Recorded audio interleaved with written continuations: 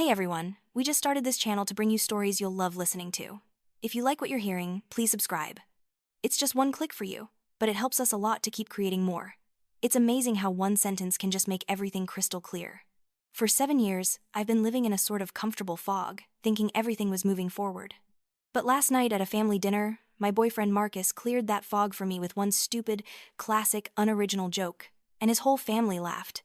And in that moment of ringing hearty laughter at my expense, I didn't feel angry or humiliated. I just felt this weird sense of calm, like when you finally solve a puzzle you've been staring at for years. I smiled, took a sip of my wine, and let them have their fun. That was last night. This morning, while Marcus was at work, I moved out, and about an hour ago, my phone started ringing. It was Marcus, totally panicked, asking where all the furniture went. Then he called back screaming, asking why his key wasn't working anymore. I guess he finally figured it out. The free milk came with the house, the car, the credit cards, and the Wi-Fi password, and the cow has officially left the building. Let me back up a bit because this wasn't some impulsive thing. This was a long time coming. Marcus and I got together 7 years ago when I was 24 and he was 26. We were both starting out. I was working as a marketing coordinator for a tech startup, and he was just finishing up his graphic design degree. We were great together, or so I thought. We had fun. We had the same goals. We both wanted a nice apartment, maybe a dog eventually, the whole 9 yards. The problem was Marcus had a ton of debt from art school and a pretty terrible credit score from his younger, dumber days. I, on the other hand, had been saving like a maniac since I was 18. Plus, right around the time we were getting serious, I got promoted to marketing manager with a significant salary bump. It wasn't millions, but it was enough for us to get a really nice place in the city. So, 3 years into our relationship, we decided to get an apartment together. When we went to look at places, the landlords basically laughed at Marcus's application. His debt-to-income ratio was a disaster, and his credit score was abysmal. But my application was perfect. I had the income, the savings, and excellent credit. The real estate agent gave us some advice. He said, "The smart move here is for her to sign the lease in her name only.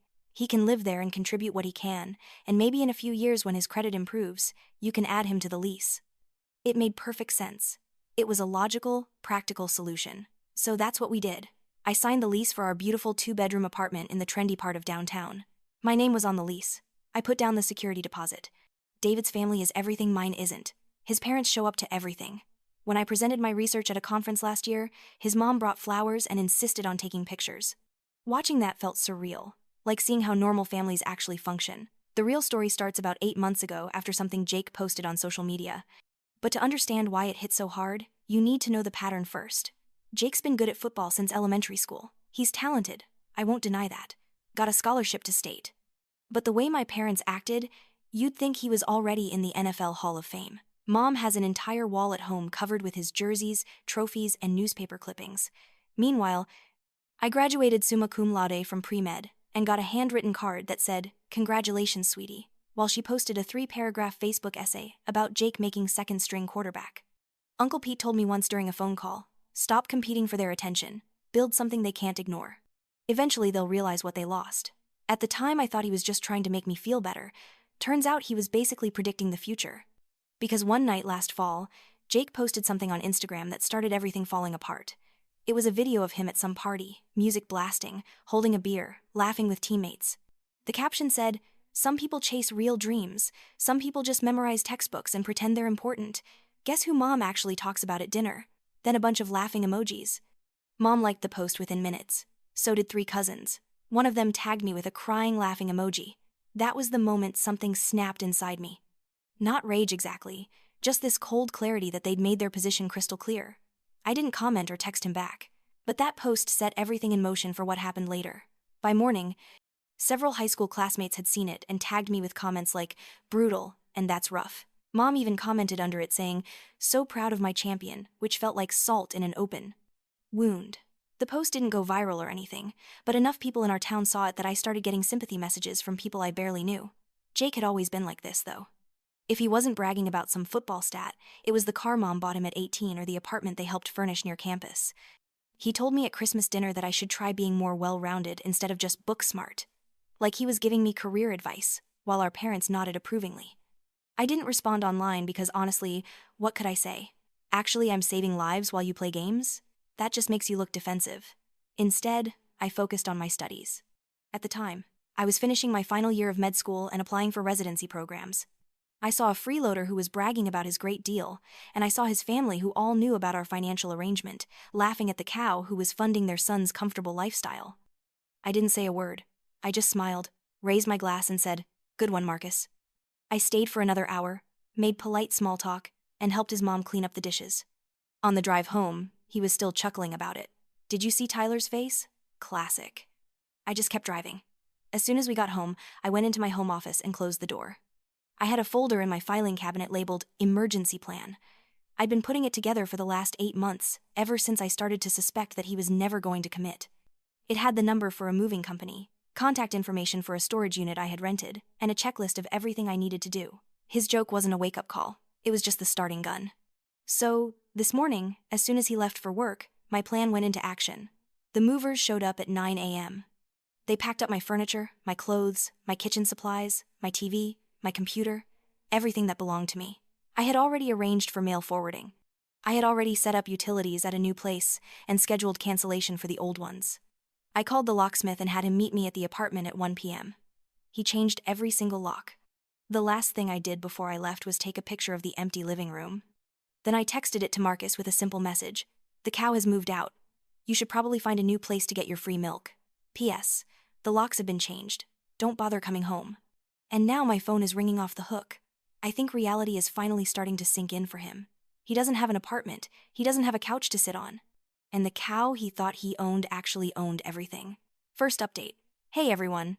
Thanks for all the comments and messages. It's been absolutely wild. I'm currently sitting on an air mattress in the middle of my new studio apartment, eating takeout from a container, and it's honestly the most peaceful I've felt in years. The place is still mostly boxes, but it's my place. The silence is incredible. There's no TV blaring with some design show I don't care about, no trail of coffee mugs leading to the sink, no feeling of waiting for someone else's life to start before mine can. It's just quiet. So, my phone. After Marcus's initial panicked calls about his key not working, it just went completely haywire. He started sending me these long, rambling text messages. I'll give you the highlight reel. It started with confusion. "Okay, this isn't funny anymore. Where is all our stuff? Did we get robbed?" Then it moved to anger when he got my text. "Our stuff? This is my stuff. You can't just take everything. Half of that furniture is mine. I contributed to it."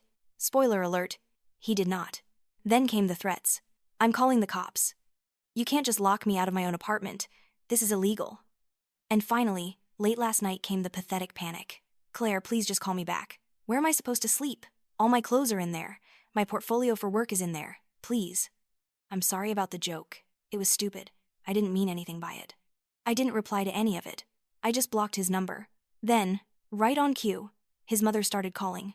Let's call her Linda.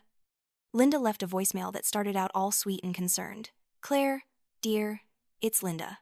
I think there's been some kind of terrible misunderstanding. Marcus is very upset, and he's staying with us tonight. I'm sure we can sort this all out if you just come over and talk to him." When I didn't call back, she left another one an hour later, and the sweetness was gone. "Claire, this has gone far enough. You have to let Marcus into the apartment to get his belongings. You are legally required to give him access. My husband says this could be considered theft."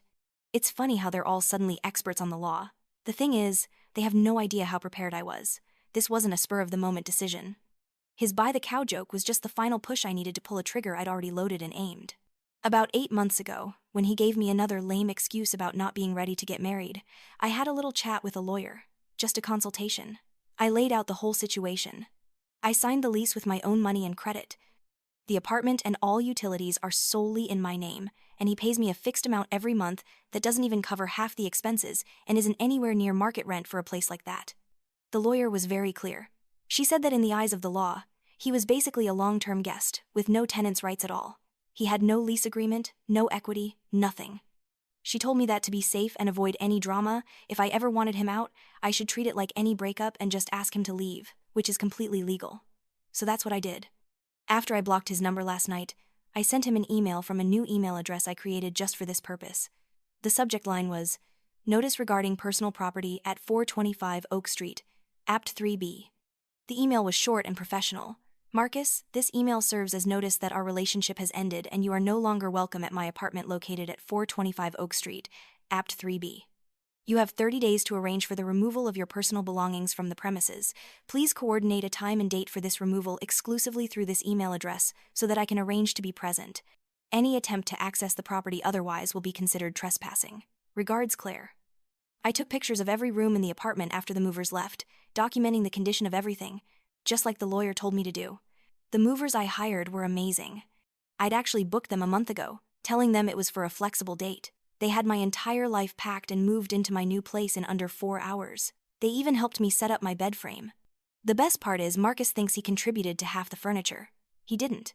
What he did was, for example, give me $300 toward a $2,000 sectional sofa that I bought. I have the receipts for everything. Every lamp, every rug, every single plate and glass. The only things left in that apartment are the clothes in his closet, his toothbrush, and a very sad-looking collection of art supplies and design books. The chaos has continued today. It seems his father, Robert, has decided to step in. He left me a voicemail this morning, and he wasn't yelling. He was using his deep, important, "I'm a small business owner" voice. He said that I was being childish and emotional, and that he and Linda and Marcus wanted to have a face-to-face meeting to resolve this like adults. He said if I refused, they would be exploring all of their legal options. I almost laughed out loud. Their legal options? To sue me for breaking up with their son and moving out of my own apartment? Good luck with that. But you know what? A meeting sounds like a great idea. I want to see the looks on their faces when they realize just how badly they underestimated the cow. I emailed him back. Robert, a meeting is acceptable. Tomorrow, 3 p.m., at the coffee shop on the corner of 5th and Main. I will be bringing my own documentation. I suggest you do the same. The ball is in their court. Let's see what kind of game they think they're playing. Second update. So the big meeting happened yesterday. And oh my God, you guys, I got to the coffee shop about 15 minutes early and found a table near the back. I ordered an iced coffee, took out my secret weapon, and waited. My weapon wasn't a lawyer or anything fancy. It was a simple 1-inch black binder, but this binder was my holy grail. I had spent the last 8 months organizing it, and it had everything. I'm a marketing manager, you guys. Organization and presentation are literally what I do for a living. I felt zero nerves. This wasn't an emotional confrontation for me anymore. It was a business meeting, and I was about to present my case. They walked in exactly at 3 p.m., the three of them. Marcus, Linda, and Robert. They looked like a little storm cloud of righteous indignation. Marcus's eyes were red and puffy, and he wouldn't look directly at me.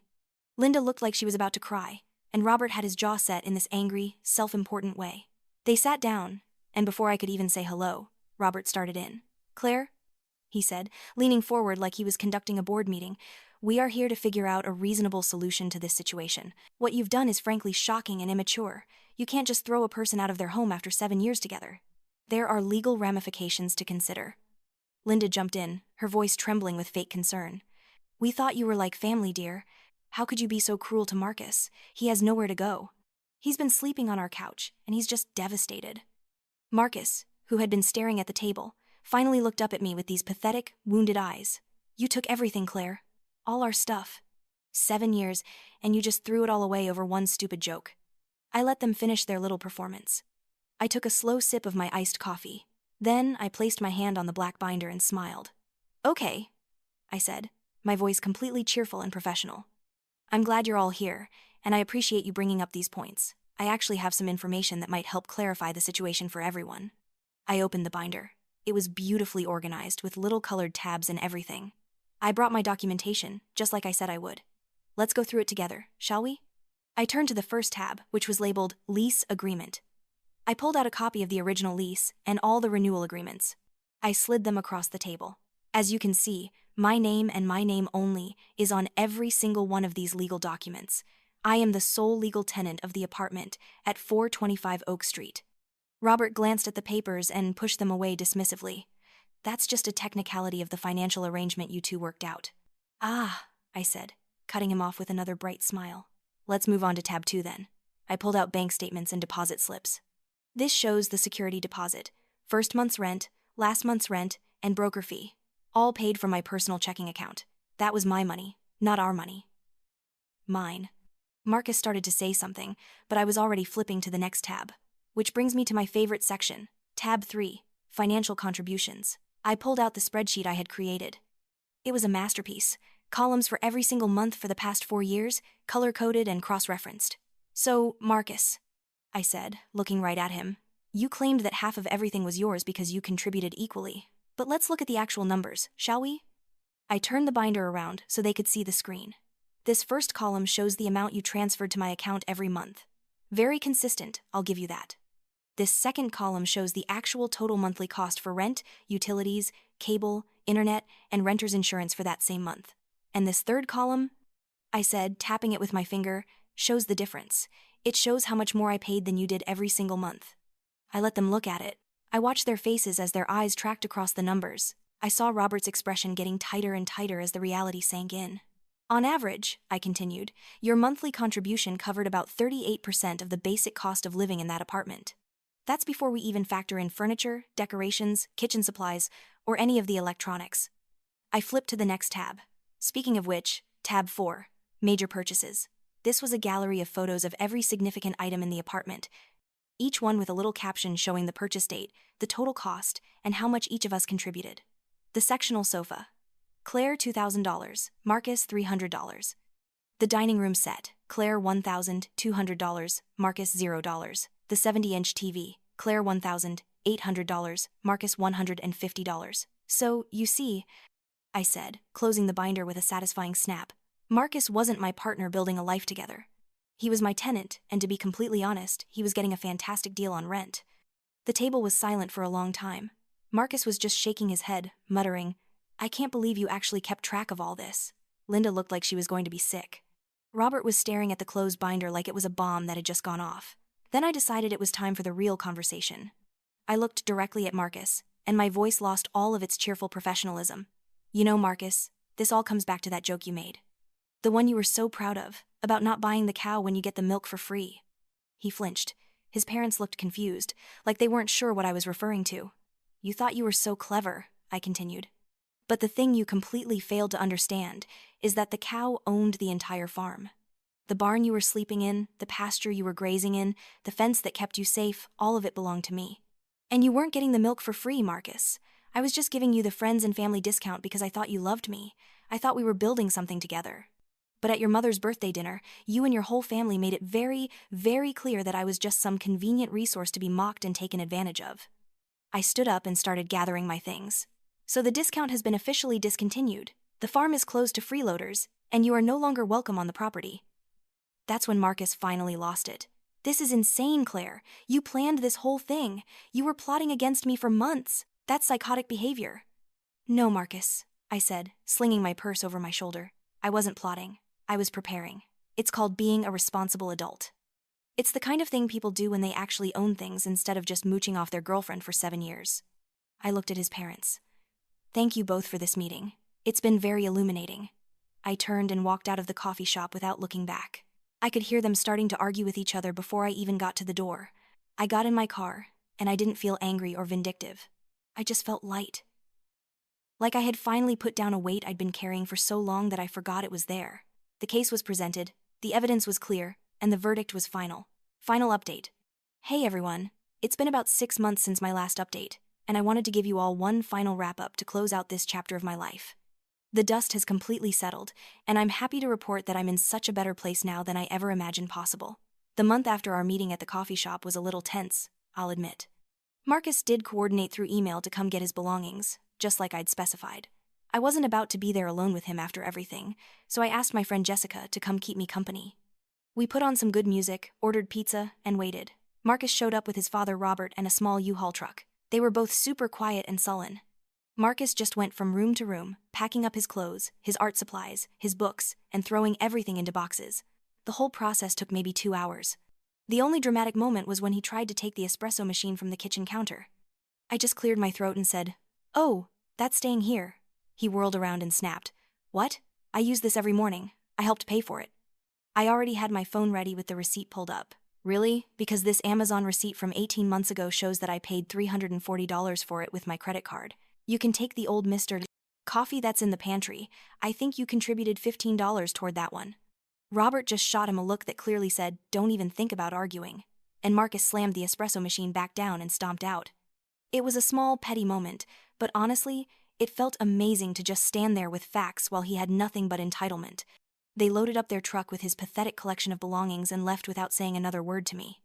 A couple of weeks later, I did get a scary-looking letter in the mail from some law firm, written on behalf of the Hernandez family, claiming that Marcus had some kind of common law claim to the apartment and its contents due to the length of our relationship. I almost panicked for a second, but then I remembered that I had my own lawyer on speed dial. I scanned the letter and emailed it to her. She called me back within an hour, and she was literally laughing. She said it was a pathetic intimidation attempt with zero legal merit, and that she'd handle it. She sent back a response that was so sharp and legally devastating that I never heard from any of them again. Best $200 consultation fee I ever spent. After the 30-day notice period was officially over, I did something I'd been fantasizing about for months. I broke my lease early, paid the penalty fee, and moved out of that apartment. I found a gorgeous one-bedroom place in a completely different neighborhood, somewhere that had no memories of Marcus or his family or any of the compromises I'd made. It's smaller than the old place, but it's entirely mine, and every single thing in it reflects my actual taste, not some weird negotiated middle ground. But the best part of all this? About 2 months after I moved, I got a promotion at work. My boss told me that my presentation skills and attention to detail had really impressed the executive team, and they wanted me to lead a major new client account. The salary increase was substantial, and for the first time in my adult life, my money was mine to spend on whatever I wanted. I booked a trip to Japan, something I'd always dreamed of doing but could never justify when I was subsidizing someone else's lifestyle. I spent 2 weeks eating incredible food, visiting temples, and taking a pottery class in Kyoto. It was magical. I felt like I was rediscovering who I was when I wasn't constantly accommodating someone else's needs and limitations. As for Marcus, I don't hear much directly, but I do get little bits of information from mutual friends occasionally. Apparently, he's been living with his parents ever since, and it's not going well. He's been telling people that I'm a manipulative psychopath who stole everything from him. But most of our friends know the real story. The ones who don't? Well, I figure anyone who would believe that I somehow tricked him into living in luxury for 7 years while contributing almost nothing probably isn't someone I need in my life anyway. His family, the ones who laughed so hard at that stupid cow joke, well, now they get to enjoy having their 33-year-old son living in his childhood bedroom, complaining that life isn't fair. A few weeks ago, I ran into his sister Emma at the grocery store. She looked embarrassed and tried to avoid me, but I decided to be the bigger person and say hello. She mumbled something about how Marcus is really struggling and how maybe you could have handled things differently. I just smiled and said, "You know, Emma, you're absolutely right. I could have handled things differently. I could have kicked him out 6 months sooner and saved myself a lot of money." She didn't have much to say after that. The truth is, I don't feel angry about any of it anymore. I feel grateful. That stupid joke, as hurtful as it was in the moment, was exactly the wake-up call I needed. It showed me that no matter how much I gave, how much I sacrificed, or how much I tried to build something with him, he would never see me as an equal partner. He saw me as a resource to be exploited, and his family saw me the same way. The cow joke wasn't just a throwaway line at a dinner party. It was an honest expression of how they all viewed me, and I'm grateful that they finally said it out loud. I've been thinking about that expression a lot lately. Why buy the cow when you get the milk for free? It's such a gross, outdated way of thinking about relationships, but Marcus was right to ask the question. He just had it completely backward. The real question isn't about buying the cow. The real question is, why would the cow give away her milk for free when she owns the entire dairy farm and could be making artisanal cheese instead?